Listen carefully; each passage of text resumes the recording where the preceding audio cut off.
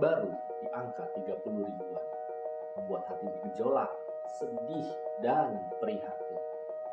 Daripada kita terus deg-degan, marilah kita upgrade Pretty Kill Kisi Hitin. Pernahkah kita menemukan orang yang sudah melakukan protokol kesehatan tapi masih terinfeksi COVID? Atau nih, berbulan-bulan di rumah terus, tapi kok masih kena COVID juga? Atau kita keluar cuma mau vaksin, tapi kok malah kena COVID? Nah, mari kita upgrade Pretty Kill Kesihitin kita ya, supaya jangan sampai ada titik-titik lengah lagi yang membuat kita masih kecolongan sama virus yang dahsyat ini.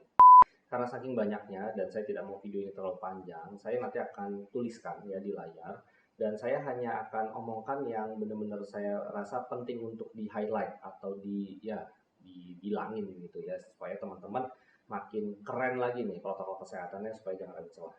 Nomor satu, tentang pemakaian masker. Dengan adanya varian Delta saat ini yang menularnya sangat jauh lebih gampang, memakai masker kain sudah sangat tidak disarankan. Dan memakai masker hanya satu lapis itu juga sudah kurang bijak ya, karena proteksinya itu hanya sekitar 50-60%. Standar masker saat ini itu memang memakai masker medis. Tapi seperti yang saya sudah katakan di video sebelumnya, masker medis ini memiliki kekurangan, yaitu bagian samping ini masih ada celah gitu. Makanya kalau misalnya teman-teman memakai masker medis, lapislah lagi dengan masker kain di sisi luar, dan masker kainnya pun juga harus yang 3 lapis, jangan pakai masker scuba. Yang mau saya tekankan berikutnya adalah, kalau masker cuma punya satu deh, mau nggak mau nih gitu ya, dan terpaksa harus keluar dan nggak punya cadangan, sementara kita perlu banget makan atau minum gitu, gimana cara melepasnya ya? Yang pasti nggak boleh naik turun kan, karena kan kita tidak tahu di leher kita ini sudah ada terpapar virus atau tidak. Jadi cara yang benar adalah kita ambil nih bagian talinya ya, kita lepas pelan-pelan ke depan. Nah, gini ya, terus taruh, terus jangan lupa cuci tangan. Nanti setelah itu kalau terpaksa mau pakai lagi, nggak bisa cari yang baru, angkat sama di sininya, terus pakainya benar-benar lurus lagi, jangan sampai kegesek-gesek atas bawah. Terus dirapatkan lagi teman-teman, dan jangan lupa cuci tangan, cuci tangan, cuci tangan. Yang terakhir, apabila teman-teman punya masker yang filtrasinya lebih tinggi gitu ya, KN95 atau N95 atau ini nakes yang mau mendaur ulang bukan mendaur ulang, memakai ulang masker-masker yang khusus tersebut, jangan memakai prosedur sterilisasi sih kalau menurut saya ya, karena prosedur sterilisasi ya, entah itu dengan uap panas atau lampu UV, itu mengurangi efektivitas dari filtrasinya. Saya sudah pernah bilang di video yang lalu-lalu, kalau mau memakai ulang masker-masker khusus tersebut, diangin-anginkan saja ya, taruh di dalam kantong kertas yang dibolong-bolongi supaya ada sirkulasi udara, dan kalau saya tuh didiamkan kurang lebih seminggu. Jadi saya kasih nomor sama ini nih, harinya ya. Masker yang saya pakai hari Senin, saya akan pakai lagi hari Senin berikutnya tanpa disterilisasi, jadi cuma dianginin aja. Itu virus COVID-nya dalam 5-7 hari menempel di benda mati, di masker, itu sudah mati ya. Dan saya selama ini melakukan hal tersebut dan saya tidak terpapar. Terkait menjaga jarak, yang paling saya mau tekankan adalah jangan kita menjaga jarak hanya sama orang yang tidak kita kenal. Justru banyak sekali ketularan itu dari orang-orang terdekat. Jadi kalau misalnya Anda sama teman kantor, sama teman main, atau apa terpaksa bertemu, itu meskipun ada komunikasi itu harus tetap jaga jarak gitu. Dan sangat berbahaya sekali apabila bertemunya atau bersama-sama di ruang tertutup yang lamanya nih cukup signifikan gitu ya, dimana sirkulasinya gitu-gitu aja ya. Itu apalagi kalau maskernya tidak sesuai standar, ya itu akan tetap mengalami ketularan gitu, karena termasuk kontak erat. Jadi jaga jarak itu benar-benar juga harus diterapkan ke semua orang yang kita temui, termasuk mungkin keluarga yang beda rumah. Terkait mencuci tangan, kesalahan yang paling sering dilakukan adalah prosedur cuci tangannya tidak sesuai standar. Saya udah pernah bikin tutorial bagaimana cara mencegah infeksi dengan melakukan teknik cuci tangan yang baik. Kalau pakai hand sanitizer itu harus 20 detik dan ada langkah-langkahnya teman-teman. Dan ini memang susah kalau nggak dibiasain gitu ya. Tapi itu perlu dilakukan supaya virusnya mati. Kalau hanya sebentar atau hanya formalitas saja, itu percaya masih ada sisa-sisa virus COVID yang menempel di tangan kita apabila kita memang terpapar. Kemudian yang benar-benar harus selalu kita ingat dan kita jaga, kalau kita mau kesini nih, mau megang mata, hidung segala macam, harus tangannya bersih dulu teman-teman ya. Terakhir, yang tidak kalah penting, saya mau meng-highlight hal-hal yang masih saya lihat dari masyarakat tuh refleks gitu dilakukan. Padahal salah dan itu celah untuk virus masuk dan masih dianggap sepele.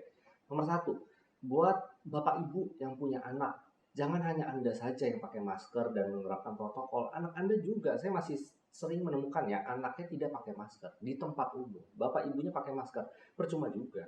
Anak itu juga bisa menjadi sumber penularan. Jadi hati-hati, apalagi kalau sampai anaknya sakit kan lebih minus lagi gitu ya. Kemudian yang sering luput juga adalah kita lupa bahwa virus ini juga bisa masuk lewat mukosa mata. Jadi kita udah bagus di sininya, tapi mata kita tidak kita lindungi. Saya saja kemana-mana masih minimal pakai face shield. Kalau ngadepin pasien COVID, saya tambah lagi Google yang benar-benar rapat untuk menutupi mata dan makin mengencangkan masker. Juga perhatian untuk para nakes-nakes gitu ya. Banyak yang mungkin merasa tidak nyaman pakai Google, pakai face shield. Jadi ketika di ruang COVID dilepas deh tuh ya, cuma ngandelin masker N95-nya aja. Tetap kecolongan, makanya masih tetap banyak yang kena juga. Memang harus ini deh, harus super ekstra ketat. Kita benar-benar menjaga semua tempat masuk ya, mata, hidung, dan mulut. Dan kemudian yang terakhir yang mau saya highlight dari kebiasaan-kebiasaan di luar yang ada di tulisan ini ya. Kalau terima paket dari kurir atau ojek online gitu ya, sebaiknya tidak usah deh ya jarak dekat atau misalnya ngambil bertemu langsung gitu. Bukan karena takut ditularin sama dia ya, sama-sama bisa menularkan. Kita pun kan juga nggak tahu kita ini sehat atau OTG gitu. Kasihan mereka itu tidak bisa diam di rumah karena masih harus tetap keluar mencari sesuap nasi gitu tiap harinya. Jadi mari kita lakukan peran kita lindungi mereka dengan cara ya kita nggak usah bertemu langsung, paketnya biarin aja di luar atau taruh depan pagar ya, atau taruh di atas pilar pagar misalnya gitu ya, supaya sama-sama aman. Sebagai kesimpulan, protokol kesehatan ini memang tidak bisa setengah-setengah, semua tuh satu paket. Jadi nggak bisa tuh cuman pakai maskernya yang benar atau hanya cuci tangannya saja yang benar tapi nggak jaga jarak. Semuanya harus dilakuin sekaligus konsisten tiap hari, tiap saat. Memang sulit. Saya pun juga kadang mengakui masih ada celah juga. Jadi ya mari kita upgrade ya. Memang kita harus upgrade critical kesehatan ini gitu ya, supaya jangan sampai kita terpapar virusnya. Karena percaya deh, mau udah vaksin cuman gejala ringan, tetap kalau sakit itu nggak enak gitu ya. Jadi mari kita lindungi diri kita, keluarga kita, orang yang kita cintai, sesama kita. Karena kita ini manusia, kita harus punya rasa kemanusiaan, kita harus melindungi satu sama lain gitu ya. Dan mari kita evaluasi introspeksi dulu selama ini kurangnya masih ada di mana. Teman-teman kalau punya saran ya dari sekian banyak list yang saya udah bikin tadi, kalau ada yang kurang teman-teman mau menambahkan silahkan saling share gitu ya pengalaman, mungkin merasa pernah bercelah di suatu hal gitu dan saya tidak memberikan, tambahkan saja di kolom komentar ya supaya diskusinya lebih baik. Akhir kata silakan nikmati saran-saran dari para Avengers ya, dan sampai jumpa di episode RS Cepat Waras berikutnya. Salam sehat, salam halal. Bye-bye. Konsumsi obat tidak mempengaruhi hasil swab antigen, karena swab antigen mendeteksi antigen yang merupakan struktur dari virus COVID. Jadi nggak ada pengaruhnya ya kalau minum obat pada saat swab. Pengentalan darah dapat menyebabkan trombosit turun, dan kondisi ini disebut dengan DIC, atau Disseminated Intravascular Coagulation. Kondisi ini sering ditemukan pada mereka yang memiliki penyakit hati yang berat, dan juga infeksi yang berat termasuk infeksi COVID yang pasiennya sampai kritis. Jadi bisa membahayakan nyawa memang ya. Mari sama-sama belajar untuk menyaring informasi dan tidak dengan mudah menyebarluaskan informasi apalagi hanya bersumber dari kesaksian. Dari medis, logika berpikir itu merupakan sebuah hipotesis yang harus dibuktikan melalui uji klinis. Sebuah hipotesis yang kedengaran masuk akal belum tentu terbukti benar dalam penelitian. Contoh, kalau demam berdarah trombosit turun, kita tambah aja pakai transfusi trombosit. Namun dalam kenyataannya dan dari penelitian, transfusi trombosit pada demam berdarah malah risiko meningkatkan jumlah antibodi terhadap trombosit yang tidak normal. Sehingga pemberian transfusi hanya diberikan pada mereka yang trombositnya di bawah 10.000 atau di bawah 100.000 dan mengalami perdarahan yang berat. Jadi jangan main asal sebar-sebar informasi yang belum benar ya.